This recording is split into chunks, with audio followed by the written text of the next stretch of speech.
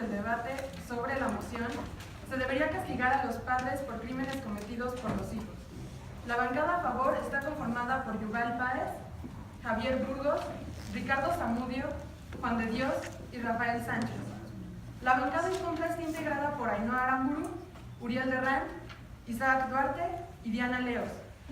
Les recuerdo que el objetivo de este debate es entablar un diálogo de argumentos con base en la investigación que se ha realizado durante el semestre para llegar a una verdad superior y a una conclusión que nos permita discernir las mejores opciones sobre el tema. Asimismo, los invito a mantener un ambiente de respeto entre todos los integrantes, guardar silencio cuando un compañero u opositor tenga la palabra y respetar los turnos establecidos. En caso de que el equipo que no tenga la palabra haga una interrupción, será amonestado con 15 segundos menos en sus siguientes interrupciones. El esquema de debate es una adaptación del formato Karl Popper y está conformado por 4 bloques. Cada equipo tiene 30 minutos en total para presentar y desarrollar sus argumentos con la mayor claridad posible para convencer a la audiencia de su postura. Cedo la palabra a la bancada a favor. Tienen de 3 a 5 minutos para presentar la moción, las definiciones, el contexto y para presentar sus principales argumentos. Buenos días, compañeros. El día de hoy el tema que nos compete debatir en este momento es el siguiente. Se deberá castigar a los padres por crímenes cometidos por hijos. Para esto la bancada a favor va a presentar 2 argumentos que se van a basar en 3 versiones diferentes que explicaremos posteriormente. Sin embargo, creemos que es importante contextualizar el tema y decir cuál será la carga de prueba que va a recaer en la casa a favor y por qué será esto. Primero que nada, nosotros creemos que la casa a favor debe demostrar en este sentido que los padres deberían ser castigados por crímenes cometidos por los hijos, independientemente de que un hijo como tal pueda ser procesado. En este caso no creemos que tengamos que meter a la cárcel a un papá o algo por el estilo y sustituir ese castigo por el del hijo. Entonces es un proceso independiente que se debería de hacer. Segundo, nosotros creemos que debemos poner un status quo, una situación actual. Actualmente no existe como tal una ley que castigue como tal a los padres más que en algunos estados, como por ejemplo California en Estados Unidos, y creemos que existe una gran falla en el estado cuando esto no está tomando en cuenta. Eso es lo que pasa actualmente, o sea que no está como tal tomado en la ley. Segundo, la casa a favor en 3 vertientes va a demostrar por qué esto es necesario. El primer argumento que vamos a presentar en este debate es la relación que tiene padre con hijo en proporcionalidad, y el segundo argumento va a ser la justicia y efectividad del Estado. En el primer argumento vamos a demostrar que evidentemente creemos que no hay una relación únicamente afectiva entre un papá y un hijo, sino que también hay una relación legal y una responsabilidad moral que tiene un papá sobre un hijo en ese sentido. Creemos que cuando un papá es modelo a seguir de una persona, es un agente de cambio para esa persona. Y el hecho de que sea incapaz, por ejemplo, de cambiar un comportamiento, ya hace a este papá responsable y es cómplice indirectamente de lo que pueda suceder en un punto posterior, y es la relación que vamos a demostrar. Y en el segundo punto, que es el de justicia y efectividad de Estado, creemos que primero que nada la definición de justicia debe ser vivir honestamente, no dañar a nadie y dar a quien lo que le corresponde, de acuerdo a Ulpiano, jurista romano, y es una definición de justicia que tenemos actualmente en el derecho penal que nos rige. Y aquí vamos a explicar cómo es mucho más efectivo que tú castigues también al papá cuando creemos que el papá es el principal potencial riesgo que tenemos en este sentido, y que, por ejemplo, si un hijo lo metes a la cárcel, hay un problema de raíz que no está atacando, que es que un papá sigue libre y que un papá o una mamá pueden ser agentes de cambio muy malos para una persona, y creemos que ese es el problema de raíz. Si no atacamos el problema de raíz, no podemos esperar que cuestiones posteriores cambien, y es lo que vamos a demostrar.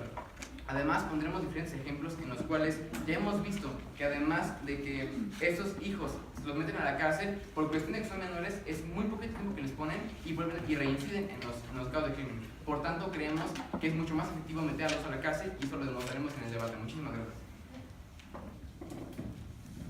El equipo en contra no desea utilizar el resto de su tiempo, les quedan 2 minutos y medio. A favor. Muy bien, ahora cedo la palabra al equipo en contra. Tienen de 3 a 5 minutos para presentar su postura y contraargumentar. Hola, ¿qué tal? Buenos días. Agradecemos la presencia de nuestros compañeros, los profesores y de nuestra moderadora. Nosotros somos Diana Leos, Uriel Derrán, Ainhoa Aramburu y su servidor Isaac Duarte. Junto con nuestros compañeros, en este caso nuestra contraparte, debatiremos sobre si los padres mexicanos deben ser culpados respecto al sistema penal por los delitos cometidos por los hijos menores de edad. Nuestra posición es en contra. Antes que nada, queremos definir lo que es un delito. Según la RAI, un delito es la acción o omisión voluntaria o imprudente penada por la ley. Recordemos que en la ley mexicana la responsabilidad penal es siempre individual. Así, si un menor de edad lleva a cabo lo que es un delito, sus padres no podrán ser condenados. Niños delincuentes como Edgar Jiménez, el Ponchis, quien a sus 14 años confesó 4 asesinatos, siendo sicario de Jesús Hernández, jefe del cartel del Pacífico Sur, o el conocido caso en Chihuahua, donde 2 niños de 12 y 15 años de edad mataron a su familiar Christopher, de 6 años, al jugar al secuestro. Esos niños merecen ser juzgados y tratados mediante la ley. Son ellos quienes merecen las consecuencias de sus actos y no sus padres o familiares. Nos importa la seguridad social y del niño. Por eso creemos que con el debido y adecuado tratamiento de institutos correccionales, los niños pueden esperar una salida para su recuperación y reinserción en la sociedad. Al contrario, si le quitan a estos niños que necesitan ayuda a sus padres para meterlos en la cárcel, no hace ningún bien. Alguien inocente iría a la cárcel y alguien culpable estaría libre, que aparte necesita de ayuda para su recuperación y reinserción en la sociedad. Estamos conscientes que un padre puede violar sus deberes morales de cuidado y guarda propios del deber de patria potestad, y al hacerlo puede colocar a su hijo en riesgo moral, físico o psicológico. Por lo tanto, es evidente que a los padres no se les castigará por la lesión que el menor haya causado, sino por el daño de su falta de cuidados le causó al menor. Existen demasiados factores que influyen en el desarrollo del niño. Culpar a los padres es no ver más allá de lo que está pasando. Según la revista de Postgrado de Derecho de la UNAM, el menor no es un delincuente, es un síntoma de existencia de falla en el contexto social en el que se desarrolla. Esto es, que además de los padres están los maestros, sus amigos, sus compañeros y todos los factores que influyen en una sociedad. Con eso dicho, es imposible escoger a un culpable que no sea quien comete el delito. Reiteramos, la responsabilidad penal es siempre individual.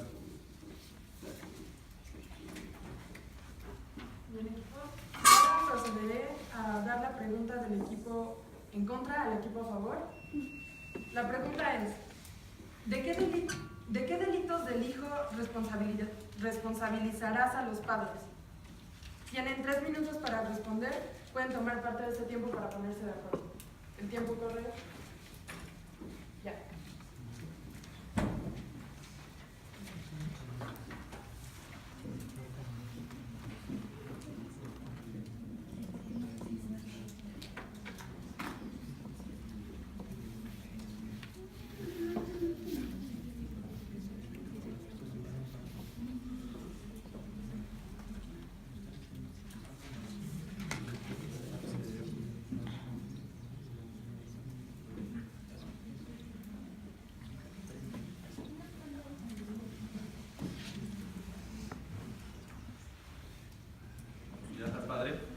Nosotros creemos que esa no es la cuestión. Al hacernos esta pregunta, el equipo en contra nos está dando la razón de que al padre se le debe culpar al hijo. O sea, nos está preguntando, si se le culpa, ¿por qué delito culparías? Si nos preguntan eso implica que previamente al padre ya se le dio la culpa. Y esa es la cuestión aquí. O sea, el equipo en contra nos está dando la razón a nosotros de que por qué a los padres les debería jugar por los hijos. Independientemente de cuál sea el crimen, esa no es la cuestión del debate. La cuestión es que a los padres se les debería castigar a los hijos, se les debería castigar a los padres por los crímenes de sus hijos.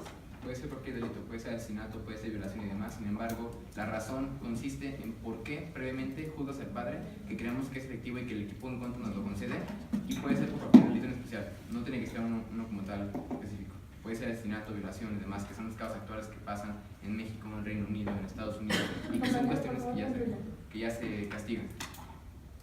Gracias. Muy bien, ahora procederé a presentar la pregunta del equipo a favor hacia el equipo en contra.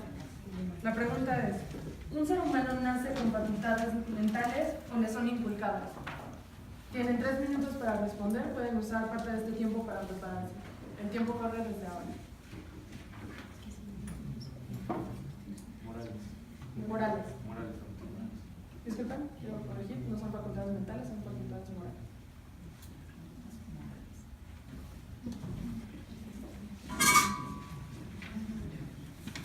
Pues queremos recordar que nosotros no estamos culpando al padre, claro que no. Creemos que la culpa es de quien comete un delito y en este caso pues, sí son los niños del mundo del delito, como un delito igual. Hay diferentes, los más comunes aquí en México sí son robo, homicidio, robo con violencia, homicidio y bueno, también está la violación. Y creemos que es muy importante que estos niños reciban un castigo. Los padres no siempre son los modelos a seguir, tienen los niños otros modelos a seguir. Ustedes dijeron que eran principalmente los padres. Recordamos que también para un niño puede ser incluso una caricatura, un personaje ficticio, un maestro. Y el problema de raíz en sí no son los padres. Ustedes cuando quieren atacar a los padres metiéndolos a la cárcel o haciéndolos culpables por el delito, ellos no son el problema de raíz. El problema de raíz podría ser incluso la sociedad en la que vivimos, el contexto social en el que se vive. También queremos decir, señalar una falacia que se cometió generalizando que los niños se meten a la cárcel, que en realidad los niños no pueden ir a la cárcel y irían a un reformatorio. Compañera, le quedan minutos. No siempre reincide, o sea, no siempre vuelven a cometer el delito. Contestando a la pregunta. No, la moral no se nace con moral, se inculca, sin embargo no es solo inculcada por los padres, es también inculcada por la sociedad y el contexto en el que vive el niño. Con esto queremos recalcar que ustedes no pueden solamente decir que el padre es el único culpable del delito del hijo, como lo están diciendo, y por eso lo tienen que ir a la cárcel, porque si no también se tendría que culpar a la sociedad y a todos los demás individuos y influencias que, compañero, por favor, concluye. Ayudan en Gracias. Bien, ahora procederé a hacer la segunda pregunta del equipo en contra hacia el equipo a favor.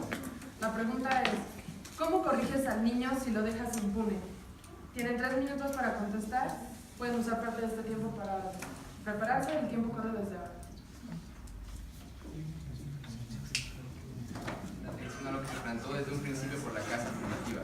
Nosotros establecimos desde un principio que la carga de prueba que recae en las casas no es debatir acerca de que si debemos castigar a uno y dejar libre a otro. Nosotros creemos que la carga de prueba recae en decir por qué es necesario castigar como tal al padre, independientemente de que se pueda castigar al hijo. Nosotros no estamos diciendo que debemos de dejar libre al hijo y libre al padre o viceversa, algo por el estilo, no. Decimos que, al hijo lo puedes castigar y someter por el crimen que haya cometido, sin embargo, también se debe castigar al padre y tiene una responsabilidad moral y legal con este niño y por eso hay que castigarlo. No estamos diciendo que hay que dejar impune a uno, sino que más bien se puede castigar a los dos, al hijo independientemente por lo que haya cometido y al papá por la responsabilidad moral y legal que tiene sobre el niño. Es lo que estamos diciendo, no estamos diciendo que vamos a dejar a uno impune y es lo que el equipo en contra como tal no consideró y ni siquiera lo refutó en su primer discurso, o sea que realmente consideraron ese punto y nos dijeron, pues básicamente el papá tiene una culpa y cito lo que dijeron en su introducción. Los papás son un riesgo moral, físico o psicológico para el niño. Entonces, en ese sentido, creemos que nos conceden el punto de que el papá también puede ser sujeto a un castigo y sujeto a una pena legal que en este sentido le impondríamos. Entonces, básicamente esa es la cuestión. No vamos a dejar libre a uno y castigar a otro, sino que podemos castigar a los dos y el punto del debate es probar por qué también se debe castigar al padre, que es lo que vamos a demostrar. Bueno, y con esto vamos a refutar. Tener un hijo no es algo sencillo, tener un hijo no es como tener una mascota. Tener un hijo implica una enseñanza moral, una enseñanza de cómo se conforma nuestra sociedad. Por ello, refutando de que es deber del contexto, es deber de la sociedad de inculcar los valores a los menores de edad, es una falacia, porque cuando nosotros nacemos, el primer contacto con el que tenemos es con nuestra familia, y todo lo que nosotros aprendemos es con nuestros padres. De aquí vamos con la teoría conductual de Albert Bandera, de que nosotros aprendemos los modelos de agresión. Nosotros aprendemos los modelos de agresión de acuerdo a qué tan expuestos nos expongamos. Es decir, si nos exponemos a un modelo agresivo, nosotros tendemos a eliminar el nivel de agresión considerándolo normal, es decir, que es algo normal para nosotros. Y para cargar algo, quiero que es una falacia de que todos los criminales reinciden. Eso no es cierto. No es que una estadística que dice que el 20% de los criminales reinciden. Nunca dijimos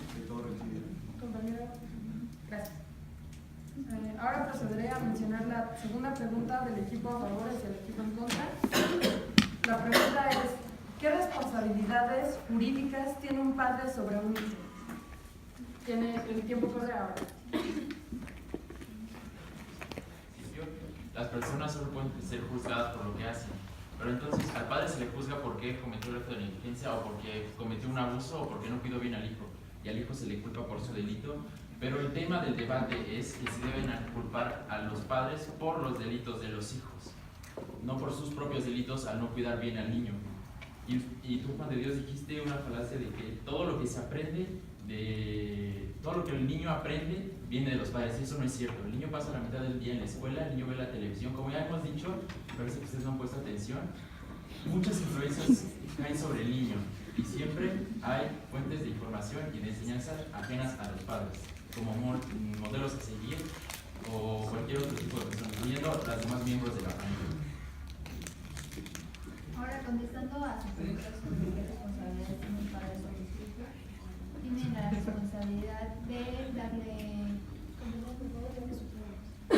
salud, darle seguridad y educación.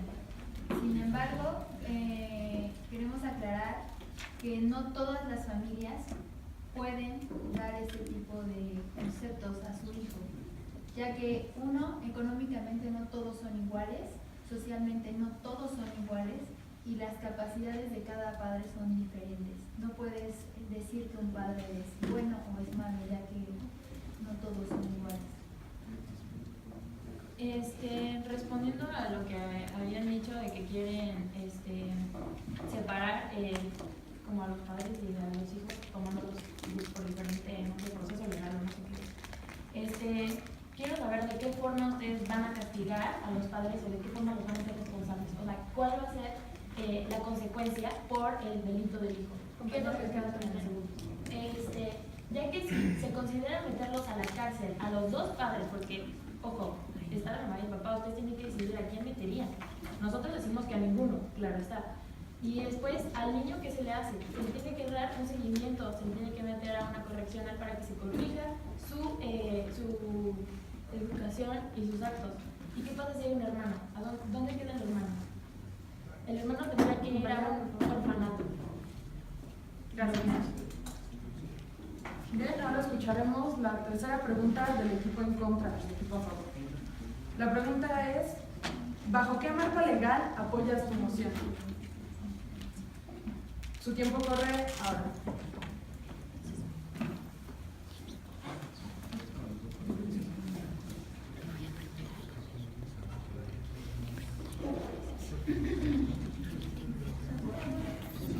Ahora establecemos esta moción. Nosotros creemos que actualmente, que es lo que establecemos desde un principio, no existe como tal, por ejemplo, en un país como México, un marco legal específico para este tipo de cuestiones. ¿Por qué? Porque no se considera. Empíricamente estamos hablando de que esto no se considera en el marco legal y deberíamos considerarlo. Sin embargo, hay países que lo consideran, como Estados Unidos. Hay una ley en California que ya establece que un papá puede ser castigado por la cuestión relacionable con el crimen del hijo. Ellos hablan de que, ¿por qué únicamente que castigan al padre por negligencia? Pero es que nosotros nos damos cuenta que el papá cometió como tal esta falta de responsabilidad cuando el hijo comete un delito. Entonces es completamente relacionable el hecho de que el hijo comete el delito a que consideremos culpable al padre, y es por eso que creemos que por este crimen deberíamos castigar al padre. No únicamente es meterlo a la cárcel, no. Existen diferentes leyes que pueden ser, por ejemplo, sanciones económicas, sanciones de, por ejemplo, ir a terapia o cosas por el estilo, que siguen siendo penas que están en el sistema legal. Por ejemplo, aquí en México ya hay un código penal para adolescentes donde sale de medidas, donde ya no se habla de penas como tal, donde pueden ser, por ejemplo, establecer contacto en terapia, donde pueden ser, por ejemplo, no acercarse a una persona en específico y demás. O sea que no únicamente hablamos de meter a la cárcel al padre o al hijo, sino que hablamos de medidas que pueden ser tanto económicas como, por ejemplo, privativas de la libertad u otras cosas por el estilo. Sin embargo, consideramos que el castigo se debe aplicar independientemente de cuál sea, meterlo a la cárcel o meter sanción económica en ese sentido. Y ya, como ya decimos, sí creemos que hay una relación totalmente directa entre el crimen que comete el hijo y la responsabilidad que un papá tenía desde un principio. En ese sentido, como cómplice. Es una complicidad indirecta, pero se relaciona con el crimen como tal, no únicamente por negligencia de educación. Gracias, compañero. Se les recuerda que cuando les quedan 30 segundos, la compañera que es secretaria alzará el letrero de 1 minuto. Ahora procederé a leer la tercera pregunta del equipo a favor hacia el equipo en contra. La pregunta dice: ¿es el resultado de las enseñanzas morales de un padre el comportamiento social de un hijo? Su tiempo corre a partir de ahora.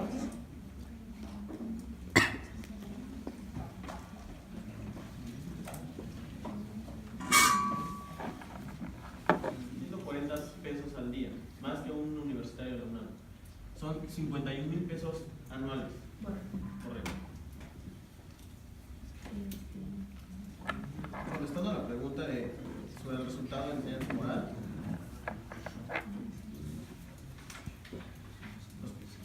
Bueno, como ya dijimos, la moral sí la inculcan los padres. Sin embargo, como ya lo habíamos mencionado, también la sociedad afecta la moral del niño. La sociedad influye en su comportamiento.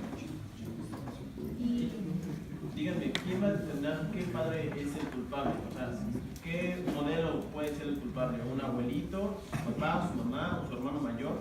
¿Quién es el culpable? Además, estamos de acuerdo que los niños no nacen con conciencia, pero por eso, cuando son menores de 12 años, cuando cometen un crimen que se considera un hecho jurídico, son sujetos a rehabilitación y asistencia social. Pero ya después de los 12 años, menores de 18, ya tienen, según la ley, la conciencia y la voluntad de cometer un delito, y ahí ya cuando se les puede juzgar, incluso como personas mayores, si el delito viene muy grave.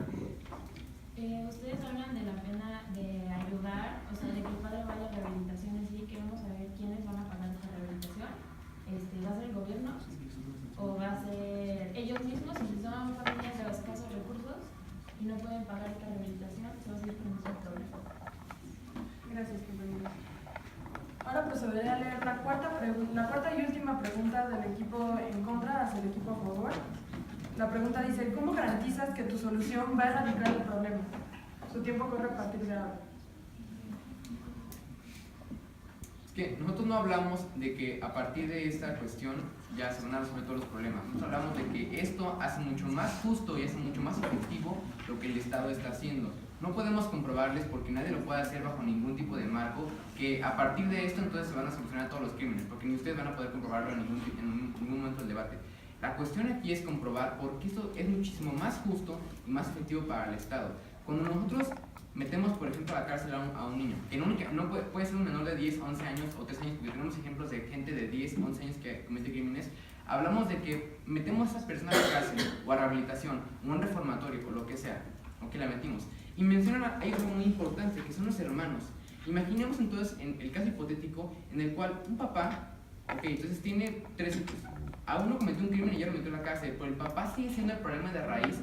Creemos que es muchísimo peor el hecho de que el papá siga libre y siga sin una pena, como puede tener un riesgo potencial que puede ser el hermano, por ejemplo. Entonces tenemos un ejemplo de que el hijo mayor ya fue a la cárcel por un crimen cometido bajo una mala responsabilidad de un padre. Creemos que es mucho peor cuando hay un hermano o hay otras personas que pueden ser afectadas por este agente de cambio. Ustedes dicen, es que no es únicamente el papá, sino que también amigos y la sociedad. Sin embargo, quien tiene la responsabilidad moral de corregir y tiene ese deber legal de poder decir está mal o está bien, es el padre. Porque un amigo no te puede decir bajo ningún tipo de legalidad que puede ser esto o que no puede ser esto, pero un padre sí puede hacerlo. Y es ahí por eso que vemos que es muy diferente el hecho de que seas un padre o un amigo. El padre tiene el deber moral y la responsabilidad legal de que si tú haces algo mal y puede corregirlo, debe hacerlo. Y si no lo hace, es un agente de cambio que fue incapaz de hacer su primer deber y entonces ya es cómplice, indirecto o directamente ya es cómplice. Entonces, tenemos en cuenta que hay diferentes partes de la sociedad, sin embargo creemos que la principal es el padre y quien tiene ese deber es el niño. Bueno, y ustedes también hablan de que la sociedad es un factor importante para el cambio de un menor de edad, pero nosotros en la realidad sabemos que el padre sí puede decidir bajo qué circunstancias el menor se desarrolla, es decir, un padre puede decidir qué caricaturas puede ver el niño, qué escuela va a ir el niño, con quién se va a juntar, qué amigos va a tener, es decir, el padre sí tiene la participación de cómo el niño se va a comportar y bajo qué sociedad se va a desarrollar. Por ello es que nosotros hacemos énfasis de que el padre tanto tiene la obligación de inculcar los valores, de igual modo de que el padre tiene la oportunidad de cambiar las actitudes o incluso puede detectar cómo se comporta el niño. Ustedes están diciendo que el padre no tiene ningún deber de saber el comportamiento de su hijo, de que si le está pasando algo no se debe de meter. Entonces, lo que nosotros decimos es que el padre debe de involucrarse en el comportamiento del hijo, saber qué está afectando. Gracias. El equipo a favor desea hacer otra pregunta. Puede formularla ahora, en caso de que... ¿Puede ser dirigida a una persona? Claro. Ok, claro. Isa, Claro. ¿tú has cometido algún crimen en tu vida? No. ¿Por qué? ¿Puedes repetir la pregunta, perdón? Bueno, ¿has cometido algún crimen en tu vida? Si no, ¿por qué no? No lo he cometido porque es mi deber.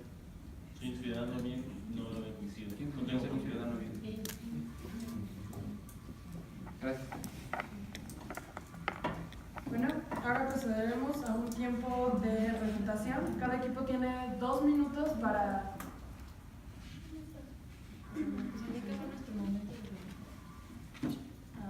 ¿Cómo? Eso es lo que vamos a proceder. ¿Podemos revocar? Sí, eso es lo que va a hacer. Estoy diciendo. Podemos escuchar, Es por que ya favor, nos a la está tomando moderadora. el tiempo. No. No, todavía no. Dije que es que son 2 minutos, entonces ya puso los 2 minutos. Ok, sí. Las bancadas ahora tienen 2 minutos para hacer las refutaciones correspondientes por preguntas. El equipo a favor tiene 2 minutos para concretar, aclarar, refutar o argumentar. Su tiempo corre a partir de ahora. ¿Equipo? Sí, por favor. Bueno, es importante recalcar esto. Concedemos el punto al equipo en contra. Por favor, compañera, espere su turno. La próxima vez que haga una interrupción se le restarán 15 segundos a su siguiente intervención. Es importante recalcar que concedemos el punto a la bancada en contra de que la sociedad influye en el comportamiento del niño. Pero el padre es el que tiene la última palabra en decirle sí o no al niño. Por ejemplo, si un niño ve que alguien mata en la calle a otra persona, el niño impulsivamente puede que lo quiera hacer, pero el padre es el que dice si haces esto, no haces esto. O sea, nosotros creemos que el papá en este caso tiene mucho mayor peso en el comportamiento de un niño que algo social, porque además de todo, quien es el agente de cambio para esta persona es el padre. No podemos únicamente culpar a una persona. O sea, es mucho más difícil, por ejemplo, culpar a un amigo o algo por el estilo cuando no tienen una como responsabilidad legal, pero un papá sí la tiene.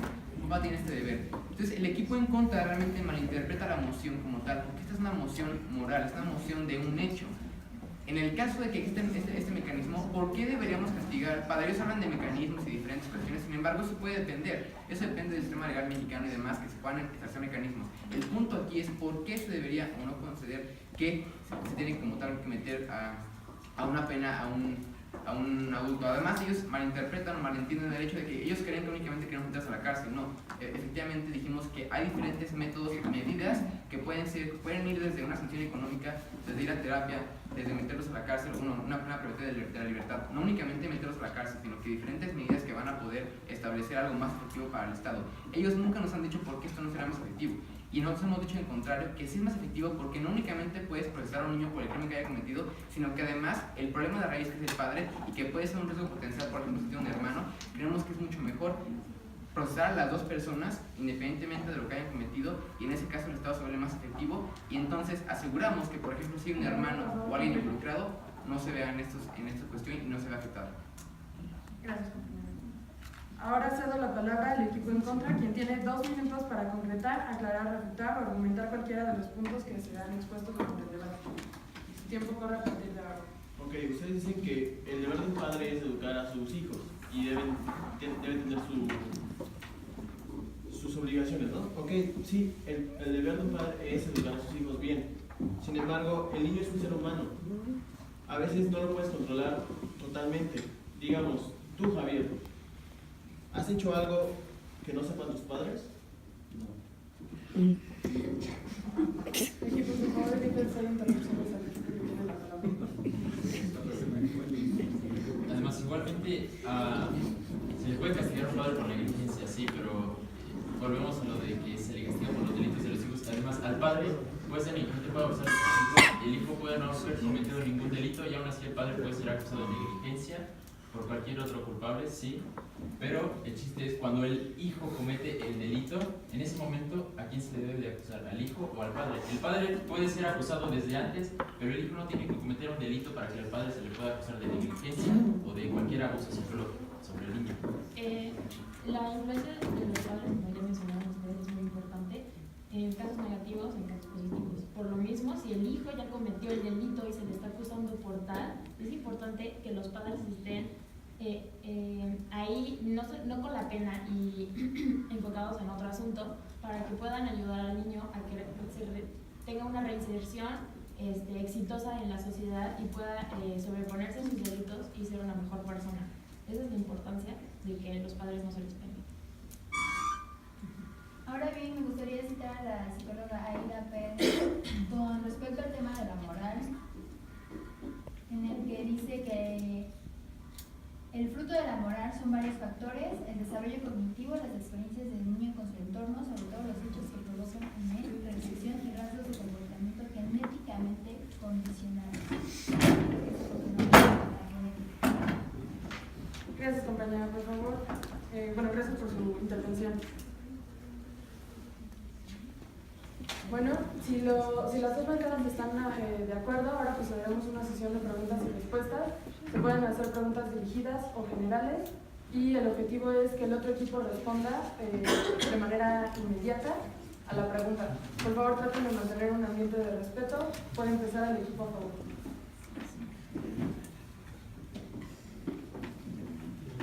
A ver, quiero que nos respondan una cuestión. ¿A partir de los qué? O sea, ¿de cuántos años un niño va a la escuela? De los 3 años, ok. Entonces, por ejemplo, en esos 3 años, ¿de quién aprende más si no va a la escuela? De los padres. Perfecto, muchísimas gracias. Sí, ¿y cómo ustedes van a determinar qué padre es el culpable? ¿La mamá, el papá? ¿Y si no se queda con ellos y no tiene padres? Es que el punto es que el mecanismo que va a aplicar el Estado no es la cuestión de debatir aquí, porque el Estado independientemente va a aplicar un mecanismo. El punto es, ustedes nos deben decir por qué no es moralmente o debidamente correcto que se castiga al padre, lo cual no han hecho. Han dicho que no hay mecanismos como tal, pero el Estado siempre va a tener un mecanismo. Ya se aplica, por ejemplo, en California ya hay mecanismos que determinan, se hace un estudio para ver quién tiene más contacto con el hijo y demás, y a partir de eso, pero no es el punto de debatir. Bueno, porque, respóndeme algo tú, de los 3 a los 18 años, ¿dónde pasa la mitad del día el hijo? pues en la casa. Y la otra mitad en la escuela. Y el tiempo que se va, y tú ves más a tus padres ahora o menos que cuando tenías 5 años. Sí, ahorita yo los veo menos, pero la cuestión es que Exacto, cada yo vez que van viendo mayor edad, menos, cada vez van teniendo menos Exacto, influencia y como nos soy mayor de edad. volvemos más autónomos. cuando soy mayor de edad, perfectamente. No, desde antes, desde los 12 a los 18.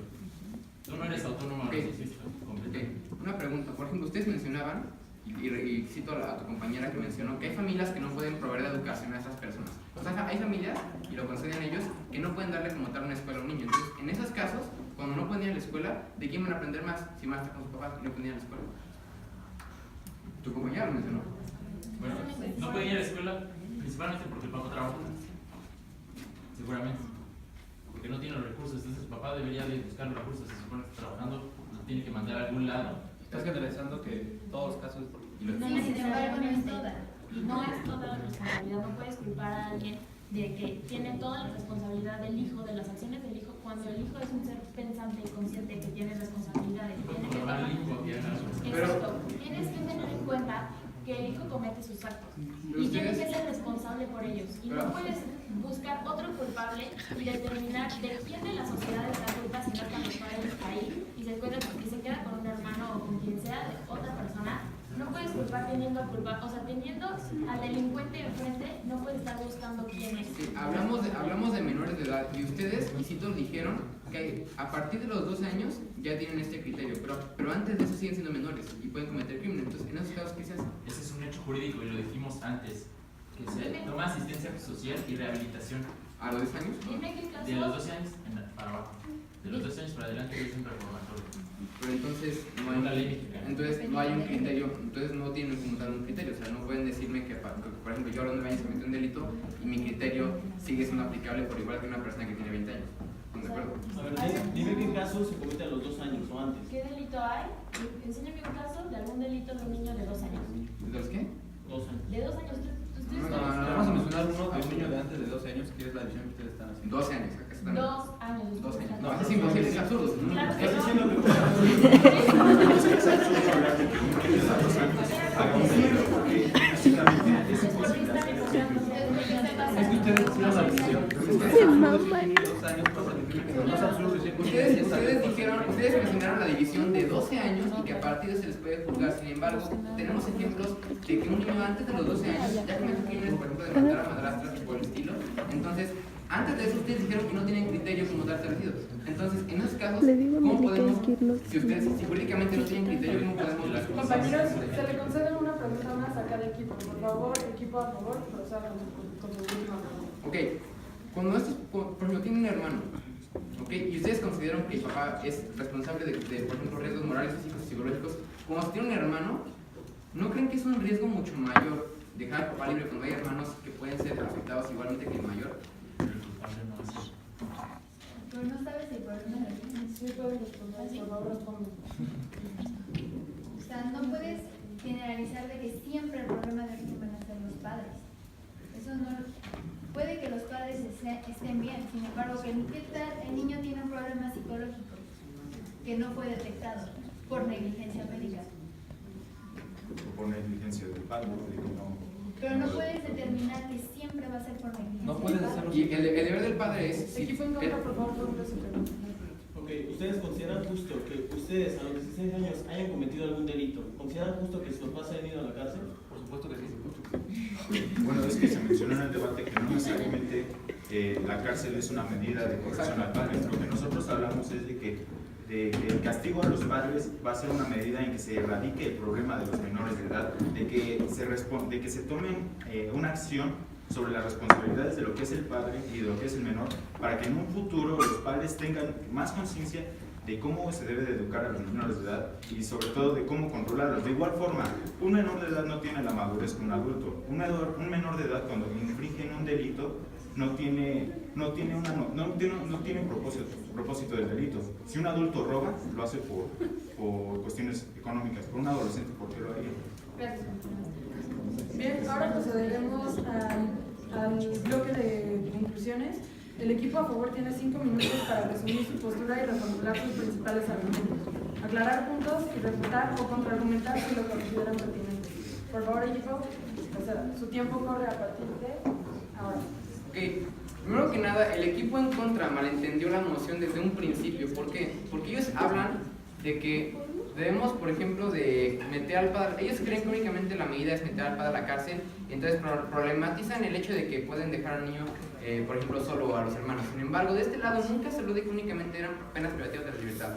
Hablamos de medidas como, por ejemplo, sanciones económicas, como por ejemplo ir a terapia, como por ejemplo ir a diferentes programas educacionales que ya existen en diferentes países, que no necesariamente van a decirnos que vamos a meter a la cárcel, sino es un castigo, una pena. Una pena puede ser precisamente esta pena económica, una pena social. En este caso no es únicamente meterlos a la cárcel porque no tendría como tal sentido. Además, el equipo en contra jamás refutó y jamás nos dijo por qué esto no era más efectivo. Nosotros dijimos que era más efectivo en el momento en el que, por ejemplo, metes a un niño en la cárcel como tal, y entonces tenemos ejemplos. Por ejemplo, en Reino Unido, dos adolescentes mutilaron y asesinaron a un niño de 2 años. Después de eso, metieron a la cárcel o a un reformatorio a estos niños 3 años. ¿Por qué? Porque eran menores. Después de los 3 años salió esta persona que era John Venables, de 13 años, sale de la cárcel a los 16 años y reincide en el asesinato. Entonces, ¿no creen que es muchísimo más efectivo que no únicamente se procesa al niño como tal, sino también a quien principalmente fue el factor de cambio para esa persona que fue el padre? Porque sí, concedemos que hay hijos, que hay amigos, hay maestros, pero estos amigos y estos maestros no tienen la responsabilidad social y legal de cambiar o hacer cambiar el comportamiento del hijo a como se la tiene el padre. Ese es el punto que nunca entendió la casa en contra. El punto es que sí, que yo puedo tener amigos, que puedo tener diferente gente que está a mi alrededor. Sin embargo, quien tiene realmente el deber moral y legal de hacerme cambiar y ser un factor de cambio es el padre, y es lo que nunca refuta el equipo en contra. Además, nosotros dijimos que era mucho más proporcional meter a los dos o darles una sanción a las dos personas. No hablamos de que vamos a dejar a una persona impune y a otra persona como tal en la cárcel o bajo una medida. Hablamos de que en estos casos se podría procesar al hijo independientemente de lo que también se pueda procesar al padre, y es una cuestión que tampoco el equipo en contra logra refutar en ese sentido. Además, metimos una teoría igualmente psicológica que tampoco refuta el equipo en contra, que es básicamente el modelo a seguir. Ellos mencionan, es que a partir de los 3 años vas a la escuela. Y hay familias pobres que no te pueden dar una educación. En esos casos se remite a la última instancia de los padres. ¿Por qué? Porque si yo no voy a la escuela, que era su principal argumento, que dijeron, como voy a la escuela, tengo amigos que me pueden hacer cambiar. Pero ellos también mencionan que hay casos en los cuales no puedo ir a la escuela. En el caso en el que no puedo ir a la escuela, mi principal modelo a seguir va a ser el padre. Y en esos casos también se podría entonces considerar que el padre tiene como tal esta responsabilidad y este factor de cambio que ellos tampoco refutaron. Entonces, bajo los principios que ellos metieron, también se aplica esto. Y cito lo que dijo Isaac en el principio. Un papá representa o puede representar un riesgo moral, físico o psicológico a una persona. Ellos mencionan, si hay una psicopatología, entonces ya es culpa únicamente de la psicopatología. Un papá tiene el deber de ver, si por ejemplo Juan de Dios tiene psicopatología y es su papá, yo tengo el deber de hacer que a él lo traten, que él pueda estar tratado bajo un estándar que pueda hacerlo mejorar. Si yo no hago eso, y eso, o sea, si yo no hago eso, yo no implico ese deber, entonces mi culpa está en que yo no pude hacer que Juan Dios cambiara, y eso es lo que hace incapaz a un padre y lo hace cómplice indirectamente de lo que esté pasando. Y esa cuestión tampoco la logró refutar el equipo en contra. Finalmente, la carga de prueba que recaía en la casa a favor, que estaba en demostrar por qué los padres sí deberían de ser juzgados por un crimen cometido por el hijo, se prueba. A diferencia de la carga de prueba que tenía el equipo en contra, que decirnos por qué no se debería hacer. Únicamente dijeron, concedemos que se puede hacer, pero ¿cómo lo haría el Estado? Bueno, si su pregunta es cómo, hay diferentes maneras. En California se hace con un proceso de investigación en el cual el Estado se interpreta y demás. Sin embargo, la pregunta que ellos ponen al principio, que estaban en el cómo, no es la principal del debate y fue una cuestión que ellos jamás pudieron decir. Finalmente, creemos firmemente que un papá sí representa, primero, un riesgo potencial para un hijo como tiene esta parte de responsabilidad. Segundo, que el Estado es mucho más justo y mucho más efectivo cuando no únicamente castiga a una persona por el crimen, sino que ataca el problema de raíz que radica en que hay padres responsables que no pueden darles educación, que no pueden darles salud y que no pueden darles seguridad, que bajo la definición que plantea mis compañeros aquí en contra es el deber jurídico que tienen. Y fue la pregunta que hicimos. Entonces, creemos firmemente que este padre, que sí representa como tal el riesgo problemático, cuando atacamos a este papá y atacamos a estos factores de cambio, creemos que el Estado es mucho más efectivo y mucho más justo. Cuestión que el equipo en contra jamás pudo refutar y jamás nos dijo por qué esto no es efectivo y además esto podría traer más problemas. Lo cual el equipo en contra como tal nunca logra demostrar eso y es por eso que decimos que bajo las dos vertientes, que la relación del padre no es únicamente efectiva, sino también jurídica, y que esto hace más justo y efectivo al Estado, creemos que efectivamente se debería procesar al papá independientemente de que se procese al hijo. Muchísimas gracias. Gracias, compañero. Muy bien, ahora les cedo la palabra al equipo en contra. Tienen 5 minutos para resumir su postura, reformular sus principales argumentos, aclarar puntos y refutar o contraargumentar si es que lo consideran pertinente. Su tiempo comienza a partir de ahora. Bueno, estamos de acuerdo en que el problema en sí es que el hijo cometió un delito y estamos buscando un culpable. Si es el hijo, si es el papá o si son ambos. Y sí, el papá es un agente de cambio, sí influye, pero otra vez no es la máxima influencia y no es la raíz del problema. A veces la raíz del problema es la sociedad. Por ejemplo, como decíamos antes, ¿cuántos de ustedes han hecho cosas que no saben sus papás? Cuando regresan a sus casas, en los viernes en la noche, sus papás saben lo que han hecho toda la fiesta, siempre les cuentan absolutamente todo y el papá puede controlar absolutamente todo lo que ustedes hacen y piensan. Por supuesto que no. El papá sí influye, sí nos puede agravar o mejorar nuestro comportamiento y conducta, pero la sociedad también es muy importante. Yo diría que están iguales. Pasamos la mitad del tiempo conviviendo con otras personas y a veces hasta más. Mientras más crecemos, siempre nos volvemos más autónomos. Pensamos más por nosotros mismos y no por nuestros papás. Y también podemos saber que los papás no son perfectos y un modelo a seguir nunca va a ser perfecto. Y sí podemos tomar al papá como un modelo a seguir, pero él no necesariamente puede ser completamente bueno, hasta puede hacer malas cosas. Pero nosotros sabemos por experiencia, aunque no nos haya sucedido nunca, que podemos cometer un delito si seguimos o podemos obrar mal si seguimos el ejemplo de papá. Y podemos darnos cuenta de eso porque en otros ámbitos de la sociedad se ve como mal, o podemos ver las consecuencias de los actos que ha cometido nuestro papá, si es que ha cometido malos actos, y pensar si eso está bien o mal, o si eso es lo que queremos o no para nosotros. Y ahora, en cuanto a las cuestiones psicológicas y los problemas genéticos del niño, no siempre se manifiestan en la infancia, se pueden manifestar incluso en la adolescencia. Y desgraciadamente uno de los síntomas de, por ejemplo, la psicopatía es que tengas un problema de ira y mates a alguien. Y ese puede ser el primer síntoma, y ese puede ser la primera señal de que tienes esa condición. y no se pudo haber manifestado hasta mucho después. Entonces el papá pudo haberte querido mucho, pudo haberte cuidado, pudo haberte atendido toda tu vida, pero no sabía que tenías ese problema hasta que se manifestó y desgraciadamente tal vez fue con un delito o algo así. Y en ese momento el papá no tenía ni la menor idea y no sería justo acusarlo de negligencia cuando él siempre pudo haber tenido la capacidad de cuidarte y de mantenerte y de atenderte, pero esas cuestiones no siempre dependen del papá ni del hijo, pero el hijo sí puede, si no tiene una condición médica o una condición psicológica, sí puede decidir qué está bien y qué está mal, porque somos seres autónomos y pensantes. Muchas gracias. Gracias. Bien. Agradecemos a los participantes su esfuerzo, su información y sus argumentos. Le agradecemos a la audiencia por prestar atención. Les pido un aplauso para ambos equipos. Muchas gracias.